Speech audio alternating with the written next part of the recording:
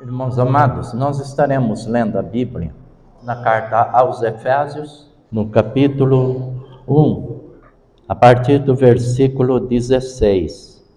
Paulo está dizendo assim àqueles irmãos: não cesso de dar graças a Deus por vós, lembrando-me de vós nas minhas orações, para que o Deus de nosso Senhor Jesus Cristo, o Pai da glória, vos dê em seu conhecimento o espírito de sabedoria e de revelação, tendo iluminados os olhos do vosso entendimento, para que saibais qual seja a esperança da sua vocação e quais as riquezas da glória da sua herança nos santos, e qual a sobreexcelente grandeza do seu poder sobre nós, os que cremos, segundo a operação da força do seu poder, que manifestou em Cristo, ressuscitando-o dos mortos e pondo-o à sua direita nos céus,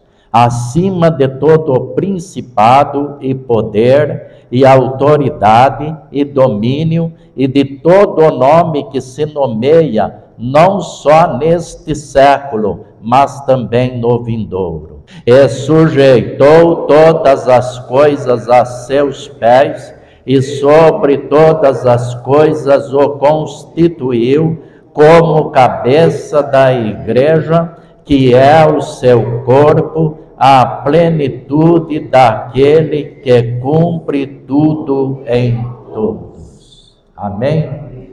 Que Deus abençoe esta palavra em nossos corações e nós estaremos meditando sobre esse sobreexcelente poder de Deus.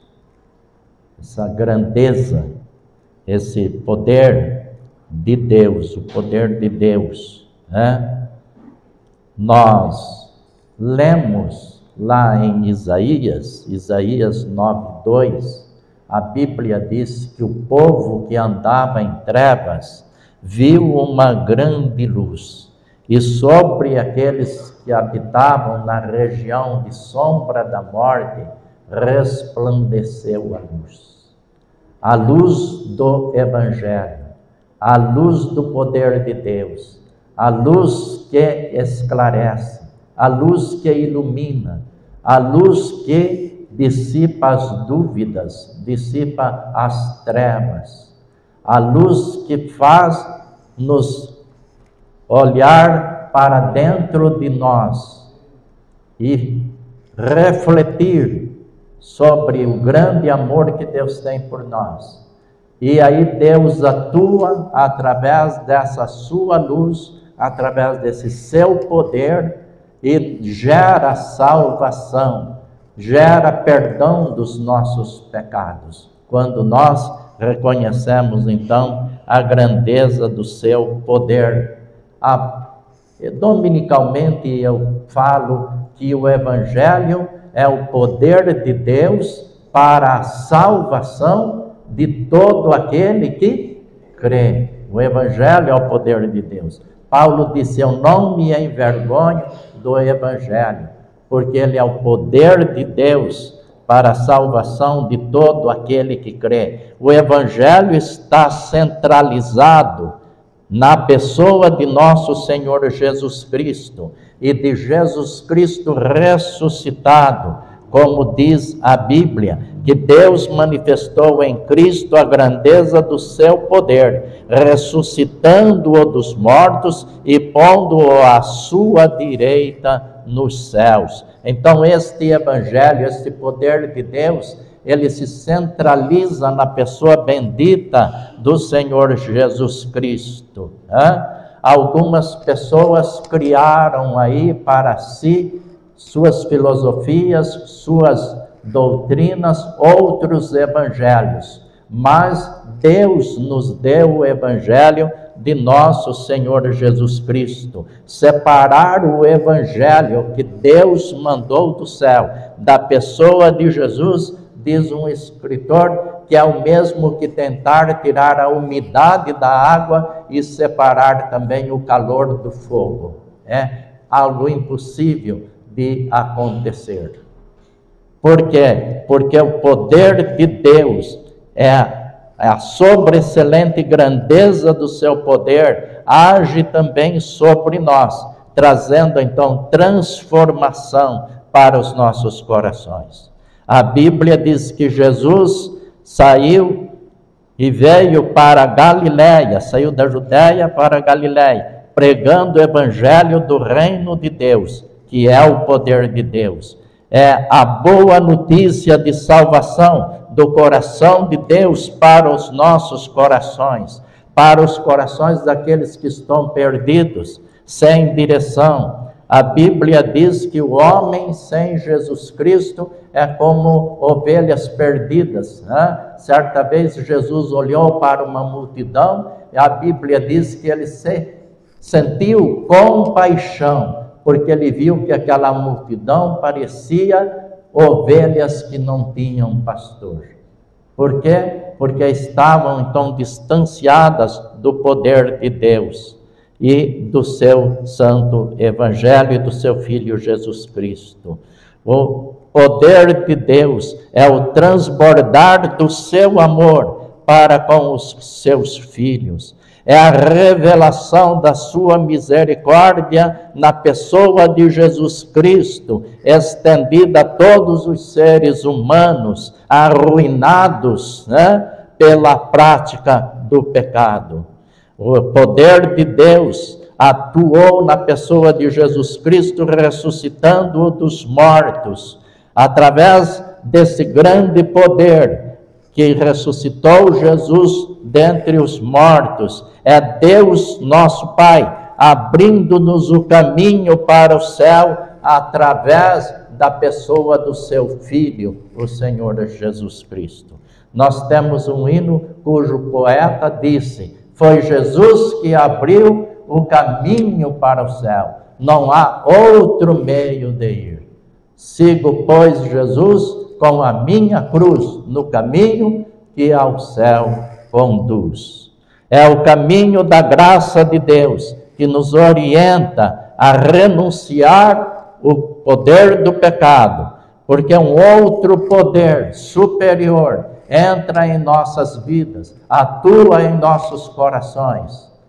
O homem natural, diz Paulo escrevendo aos cristãos de Corinto, não compreendem as coisas de Deus, porque elas se manifestam espiritualmente e não materialmente. Mas quando o poder de Deus atua em nossas mentes, nos liberta. O poder do Evangelho nos liberta, quebra as amarras, quebra as correntes que nos prendem, as correntes pecaminosas, aos hábitos ruins, pecaminosos. O poder de Deus, ele atua, o poder dunamis, que deriva-se daí a palavra dinamite, do grego dunamis, porque ele tem o poder de estourar as correntes malignas, e nós então encontramos no poder de Deus a libertação. Por isso o poder de Deus ressuscitou a Jesus Cristo e nos fez herdeiros da sua glória. O caminho da religiosidade não traz libertação. Aquelas pessoas que crucificaram e mataram Jesus eram pessoas religiosas, pessoas praticantes de rituais religiosos. Eles tinham a religiosidade, mas faltava em seus corações a espiritualidade da comunhão com Deus e da compreensão das realizações do Senhor nosso Deus.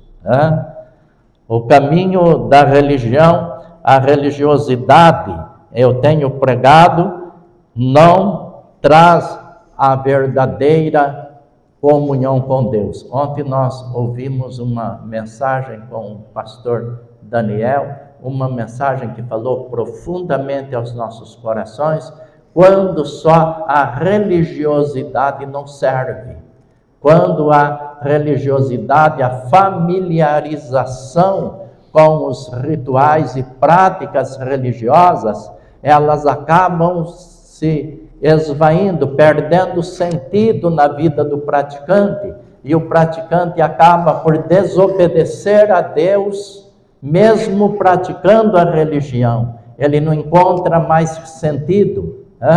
Por isso que pessoas têm saído das igrejas, esvaziado as igrejas, sabe por quê? Porque chega um momento que elas dizem assim, não vejo mais sentido. Mas aí vem a pergunta, como está a nossa comunhão com Deus? Porque a comunhão com Deus, ela vai além de estarmos aqui sentados ouvindo as prédicas, as mensagens semanalmente. A comunhão com Deus, ela vai além de estarmos cantando dominicalmente nos conjuntos. A comunhão com Deus, ela se aprofunda no interior do nosso ser, para nós termos prazer em Deus, e não apenas nas práticas religiosas, mas prazer em Deus. O salmista diz, o meu prazer está no Senhor, na alegria de servir a Deus. O Senhor é o meu prazer. Nós, para tanto, precisamos reconhecer essa grandiosidade que Paulo está escrevendo aqui, e qual a sobreexcelente grandeza do seu poder sobre nós. Isso nos lembra a necessidade de humilhação, de reconhecimento, de reflexão, para desfrutarmos então desse seu poder atuando sobre nossas vidas. Porque hoje nós vivemos uma época onde os chamados cristãos querem perdão, mas sem arrependimento. Querem atuação do poder de Deus em suas vidas, em seus corações, mas sem mudança de vida. E eu não vou falar apenas de vocês, dos outros, mas nós vivemos esta realidade. Nós vivemos. É comum nós vivermos esta realidade. Eu estou preocupado com a minha comunhão com Deus. E você está preocupado com a sua comunhão com Deus? Você está preocupado em ver o poder de Deus atuando na minha vida? O poder de Deus atuando na sua vida? Porque nós precisamos desse poder de Deus atuando em nós. Esse poder de Deus que ressuscitou a Jesus Cristo. Mas diz um escritor que Jesus Cristo atuou, o poder do Espírito Santo atuou na vida de Jesus. E a pedra foi removida de dentro para fora. Por quê? Porque foi o poder de Deus que atuou na ressurreição de Jesus. A pedra foi tirada da entrada do sepulcro. Ela saiu pelo poder de Deus. E Jesus foi levantado da morte pelo poder de Deus. E Jesus ficou ainda 40 dias sobre a terra. E ele foi visto pelas pessoas. Não apenas pelos apóstolos, mas ele foi visto pelas pessoas, especialmente pelos seus inimigos, porque Jesus queria provar, ele desejava provar que ele veio para vencer, e ele veio para vencer o arqui-inimigo do ser humano, e o maior inimigo do ser humano é a morte, e em Jesus Cristo nós venceremos também a morte, porque Paulo, escrevendo no capítulo 15, diz que Jesus Cristo é a primícia dos que dormem na ressurreição, assim como ele ressuscitou, fazendo-se o primeiro, a primícia, nós também ressuscitaremos com ele. Um dia nós, mortais, receberemos, nossos espíritos receberão um novo corpo, um corpo celestial, e viveremos para toda a eternidade com o Senhor. É isto que nos inspira. O que te inspira a seguir Jesus? O que te inspira? Você está cansado? Como vimos ontem, né? Pessoas cansadas de seguirem Jesus, pessoas cansadas de estarem na igreja, porque não encontram mais inspiração. Mas nós precisamos nos inspirar numa eternidade gloriosa que nos aguarda, nesse Cristo vivo, que assim como ele venceu e recebeu um corpo glorificado, nós também, na eternidade, receberemos este corpo glorificado, semelhante ao de Jesus. E assim viveremos com o Senhor, como eu já disse, para todo o sempre.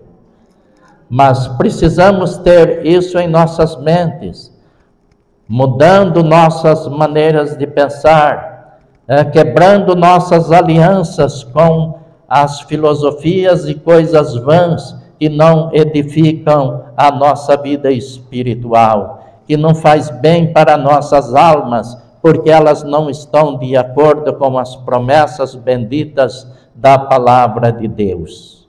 Nós precisamos vencer com as práticas pecaminosas que nos afastam de Deus. Há um provérbio que as pessoas dizem aí, nas igrejas evangélicas inclusive: venha a Jesus como você está. Venha como você está. Mas alguém está dizendo: venha como está e permaneça como está. Não. Venha como você está, mas agora precisa mudar, precisa demonstrar transformação. Há um hino antigo, eu aprendi logo que cheguei para a igreja, e não foi esses dias, já faz algum tempo. E aqueles irmãos que, assim como eu, sabem este poema cantado, podemos cantar juntos, né? Só o poder de Deus pode mudar teu ser. A prova que eu te dou, Ele mudou o meu. Não vês que sou feliz servindo ao Senhor? Nova criatura sou, nova sou. Oh, glória a Deus, né? Que privilégio bendito, porque esse grande poder de Deus que ressuscitou a Jesus Cristo, levantando-o do túmulo, abrindo o sepulcro, este mesmo poder atuou na minha vida, atuou na vida dos irmãos, atua na vida da igreja, para a igreja perseverar na doutrina, perseverar no propósito, perseverar na salvação, perseverar em buscar a glória e honrar o nosso Deus, que Ele é glorioso. E para todo sempre estaremos na sua presença, honrando e dizendo glórias ao Senhor nosso Deus. Porque se assim não for, estaremos arruinados com o poder escravizador do pecado. Mas Deus vem e através do seu poder, Ele atua, Ele fala aos nossos corações, apontando-nos o caminho do Calvário, o caminho da vitória, o caminho de Jesus Cristo, morto, que foi sepultado, mas ressuscitou. É o poder de Deus, esse grande poder excelente grandeza do seu poder sobre nós, que nos fez assentar nos lugares celestiais em Cristo Jesus. Eu cito sempre esse texto bíblico, porque ele fala profundamente em meu coração. Estando nós ainda mortos em nossas ofensas, nos vivificou juntamente com Cristo. Pela graça sois salvos, e nos ressuscitou juntamente com Ele, e nos fez assentar nos lugares celestiais em Cristo Jesus. Deus nos tira de uma posição de pecadores perdidos e nos transforma agora em pecadores salvos pela sua graça e nos eleva a uma posição especial, a uma posição que nós não sonhávamos antes. Agora, uma posição celestial, nos fez assentar nos lugares celestiais em Cristo Jesus, para mostrar nos séculos futuros as abundantes riquezas da sua graça, pela sua benignidade para conosco em Cristo Jesus nosso Senhor. Isto é vida com Deus. Isto é experimentar o poder de Deus na nossa existência. A Bíblia diz, meus queridos, que assim como o pecado veio por um homem, eu preguei recentemente sobre esse assunto, e esse pecado atingiu todas as pessoas da terra. A morte atingiu todos os homens. Esse homem chamou-se Adão.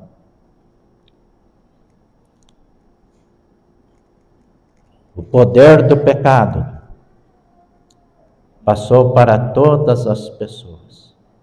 Mas a palavra de Deus também diz que a graça de Deus, a sua verdade, a sua misericórdia, o seu poder de libertação, também veio por um homem chamado Jesus Cristo.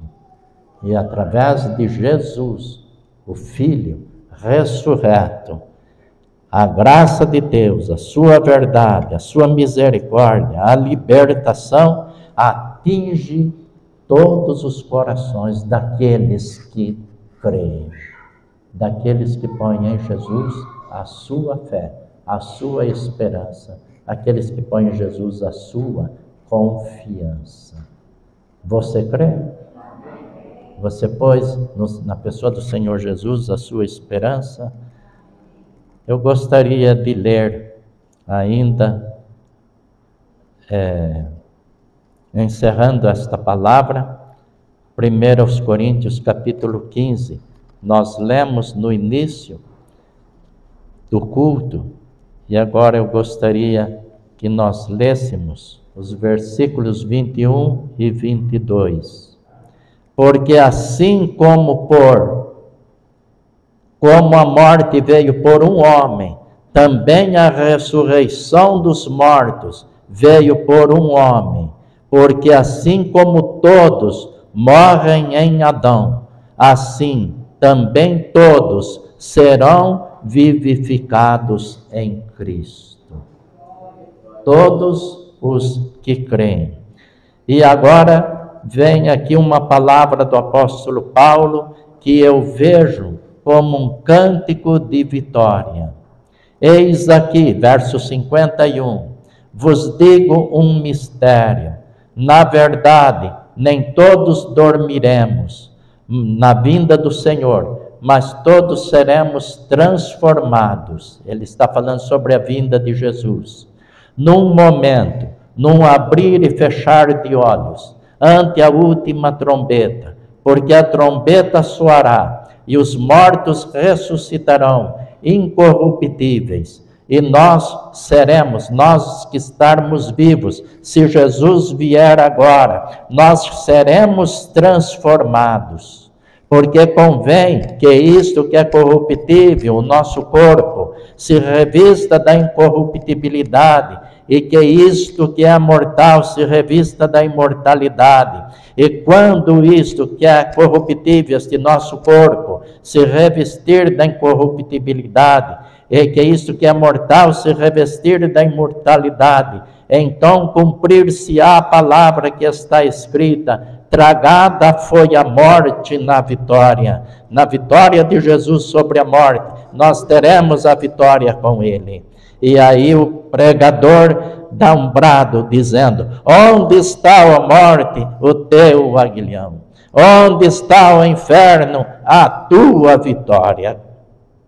Ora, o aguilhão da morte é o pecado, e a força do pecado é a lei, mas o Senhor Jesus Cristo perdoa os nossos pecados.